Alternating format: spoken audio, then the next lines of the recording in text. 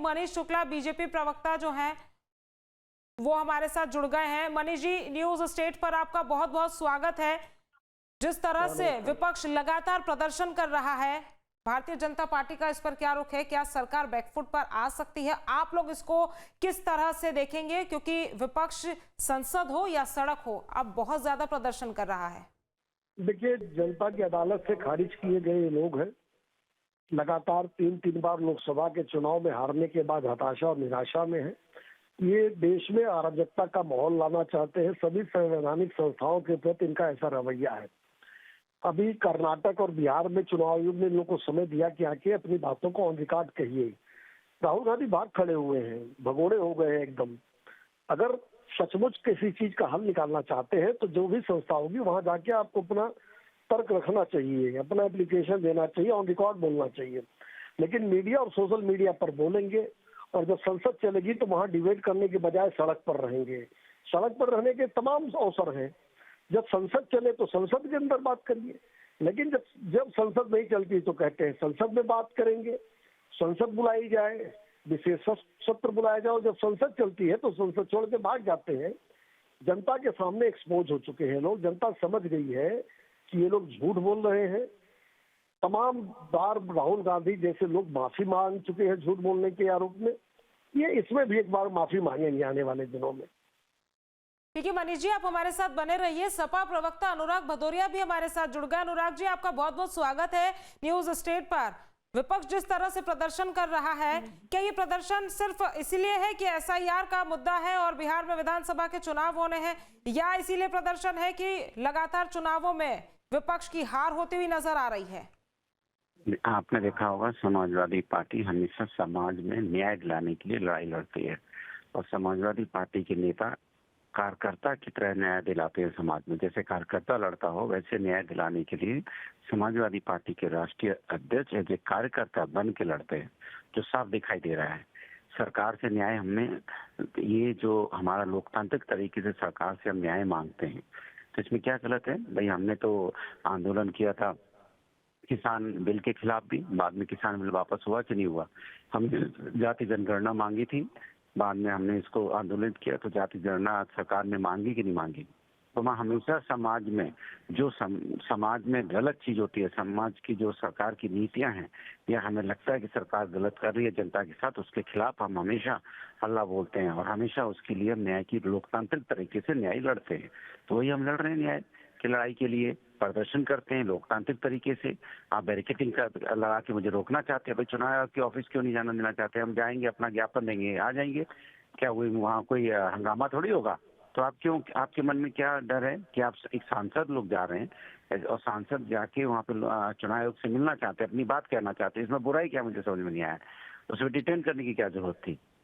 तो वो तो उनकी मजबूरी होती है कि बैरिकेडिंग को लागना, क्योंकि यही तो है ना, समाजवादी नेता हमेशा समाज में न्याय दिलाने के लिए कार्यकर्ता की तरह लड़ते हैं। ये खासियत है समाजवादी नेता की।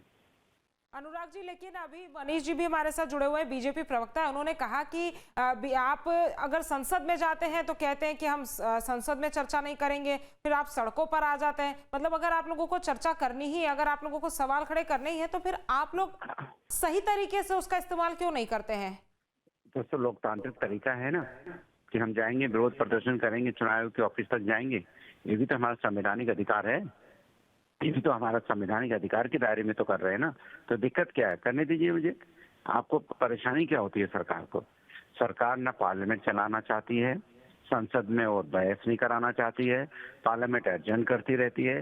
पार्लियामेंट चलाने की जिम्मेदारी सरकार की होती है, उस जिम्मेदारी से सरकार भागती है। रोड पे जब हम जाते हैं अपना न्याय मांगने के लिए तो बैरिकेडिंग लगाती है। और मीडिया का तो सुभान अल्लाह है, कोई बात ही नहीं है। मीडिया में सुनने वाला कौन है? कुछ मीडिया हाउस जो ठीक काम कर रहे हैं, वरना तो सब गुण गाते रहते हैं सरकार के। आप बताइए कहाँ जाए आदमी? आपको हमने इसीलिए बुलाया है ताकि आप बताएं कि समाजवादी पार्टी का क्या रुख है। समाजवादी पार्टी अपनी बात रखे, आप हमारे मंच से बिल्कुल स्पष्टता के साथ और खुलकर अपनी बात रखें। मैंने तो आपको बोला कुछ लोगों को छोड़ दीजिए, मैं तो अपनी बात रख ही रहा हूँ कि समाजवादी लोग हमेशा समाज में न्याय के लिए लड़ते आए हैं और सरकार की गलत नीतियों के खिलाफ हमने हमेशा लड़ाई लड़ी है। और वो आपको संसद से सड़क तक दिखाई दे रही है। अगर संसद नहीं चलने देते तो हमारे honourable member of parliament Samajwadi party के राष्ट्रीय अध्यक्ष जी किस तरह से रोड पे संघर्ष कर रहे हैं वो आप देख सकते हो। किसके लिए कर रहे हैं? जनता के लिए, जनता के न्याय के लिए, कि जनता को न्याय मिले, जनता के साथ किसी प्रकार का धोखा ना हो, जनता के साथ उसका अधिकार न छीना जाए, जनता को अपना अधिकार मिले, इसी की लड़ाई तो लड़ रहे हैं ना। तो ये लड़ाई हम रोड, जो जिम्मेदारी सरकार की होती है, सरकार। मनीष जी, अनुराग जी ने तमाम सवाल जो है वो सरकार पर खड़े किए। उन्होंने कहा है कि सरकार प्रदर्शन नहीं करने देती, बैरिकेड लगा देती है, लोकतंत्र खतरे में है। आप क्या कहेंगे इस पर? देखिए, देश में 2 बार वोट चोरी हुआ। एक बार श्रीमती इंदिरा गांधी ने चोरी किया था जब माननीय हाई कोर्ट, माननीय सर्वोच्च न्यायालय ने उनके निर्वाचन को अवैध घोषित किया था। और एक बार तो समाजवादियों ने कन्नौज की सीट लूट ली थी, डिम्पल यादव को निर्विरोध चुनाव जिता दिया था। और इनके मुंह से नैतिकता की बात ठीक नहीं है, संसद के अंदर डिबेट करने का तर्क नहीं है। बिहार और कर्नाटक का चुनाव आयोग खोज रहा है राहुल गांधी को, जो इनके साथी हैं, ये भाग गए हैं, भगोड़े हो गए हैं।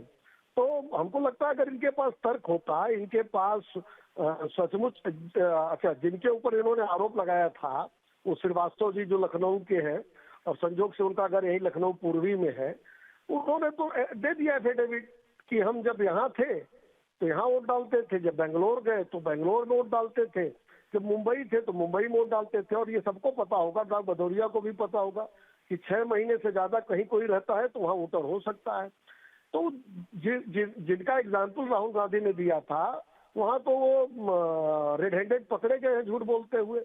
बिहार में ये लोग जाने को तैयार नहीं है। Tejashwi Yadav 2 voter ID card लेके टहल रहे हैं। यही नैतिकता है लोगों को, और जनता के सामने लोग एक्सपोज है, जनता की अदालत में खारिज है। ये अखिलेश यादव और डिम्पल यादव इसी चुनाव आयोग के द्वारा जो सर्टिफिकेट दिया गया है, उसी सर्टिफिकेट पर ये लोग सांसद हैं और संसद में आने जाने के लिए हकदार हुए हैं। उसी आयोग पर ये सवाल खड़ा कर रहे हैं। तो जिनका एग्जाम्पल राहुल गांधी ने दिया था, वहाँ तो वो रेड हैंडेड पकड़े गए हैं झूठ बोलते हुए। बिहार में ये लोग जाने को तैयार नहीं है। Tejashwi Yadav 2 voter ID card लेके टहल रहे हैं। यही नैतिकता है लोगों को, और जनता के सामने लोग एक्सपोज है, जनता की अदालत में खारिज है।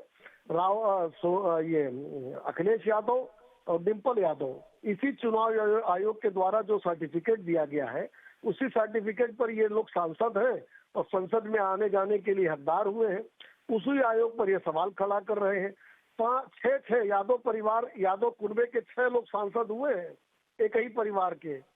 ये सब लोग चुनाव आयोग के द्वारा, सर्टिफिकेट के द्वारा ही संसद के अंदर गए हैं। तो ये लोग, अगर इतना ही आयोग के ऊपर इनको शक है, तो सब लोग इस्तीफा दे के जनता की अदालत में जाए, एक बार चुनाव करा लें। ठीक है, आप दोनों का हमारे साथ जुड़ने के लिए और हमसे बातचीत करने के लिए बहुत बहुत शुक्रिया। जहां भक्ति है हर शब्द में, कथाओं में छिपे हैं दिव्य रहस्य और ज्योतिष देता है जीवन को दिशा। धर्म से जुड़ी हर बातों को जानने के लिए हमारे चैनल स्तुति को सब्सक्राइब करें। चैनल पर जाने के लिए इस लिंक पर क्लिक करें।